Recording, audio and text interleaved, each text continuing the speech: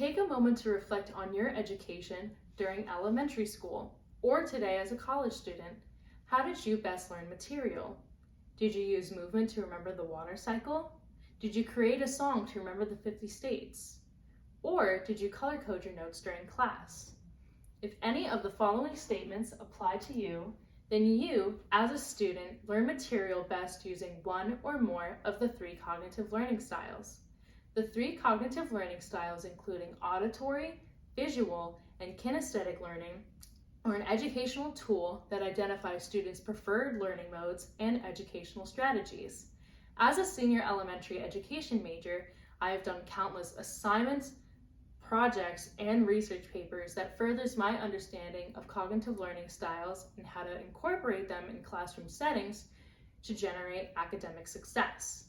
Today, I will be addressing auditory, visual, kinesthetic learning, and educational strategies used to create student achievement. First, let's start with our first learning style, auditory learning.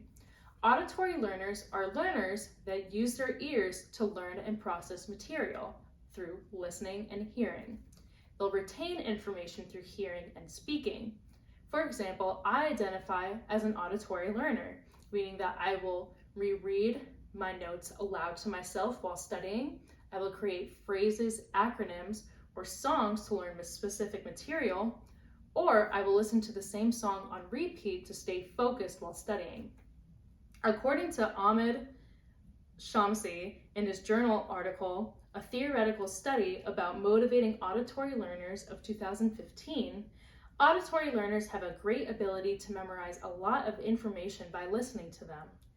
Such learners have a great ability to learn musically. Therefore, they speak aloud when they write or study. However, in the same article, a study conducted by Marie Carbo in 1963 found that only 20 to 30% of students identify as auditory learners.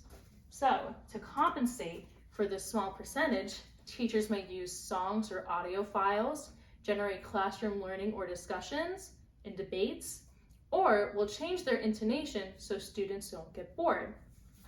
After looking at auditory learning, I now want to cover visual learning. So visual learners are students that use their eyes to see and process information. So they can use pictures, videos, and charts to best learn information. They also have a great connection with reading and writing as they best learn information that is written down. They are the most common learners in classroom settings, and they're known to be the best learners in classroom settings. Research found by Dinar Rennie and Diana Sidgett in their 2020 journal, Boosting Student Critical Thinking Ability Through Project-Based Learning, Motivating and Visual, Auditory, Kinesthetic Learning Style, a study on ecosystem topic, states that students who classify as visual learners receive better grades because they can easily gather information from readings and tend to stay focused better in classroom settings. Now, this does not mean that auditory or kinesthetic learners are bad students because everyone has their own methods of learning information and learning material.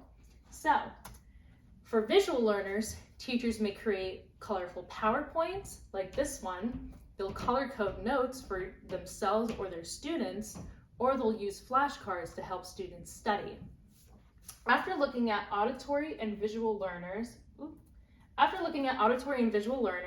I want to discuss kinesthetic learning. Kinesthetic learners use movement and physical activity to best learn and process information. They prefer a more hands-on approach, demonstrating their thinking versus verbalizing it, and will rather do group work over individual work.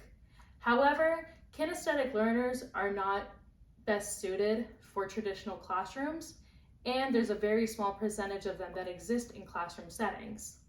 According to Rhoda Earnhardt and Eileen Richer in their 2017 academic poster, Development of a Learning Teaching Style Assessment, a checklist for documenting observations and teaching strategies, the typical K-12 classroom contains 30 visual learners, 25% auditory learners, 15% kinesthetic learners, with the remaining 30% consisting of students with mixed learning styles.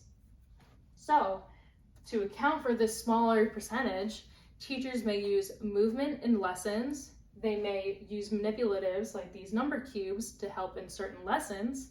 And Jeff Irvine, in his 2019 journal, Strategies for Enhancing Mathematics Learning for Students Who Are Kinesthetic Learners, supplies additional strategies such as using four corners to aid in debate topics. Hopefully, you all have learned more about the 3 cognitive learning styles. By reviewing auditory, visual, and kinesthetic learning and its educational strategies that coincide with it, you could see why cognitive learning styles are so interesting. The 3 cognitive learning styles, including auditory, visual, and kinesthetic learning, are a useful educational tool that identifies students' preferred learning modes and educational strategies. By looking back at this presentation, I hope you will use it as a personal tool to self-identify your preferred learning style and how you would like to learn in your college career.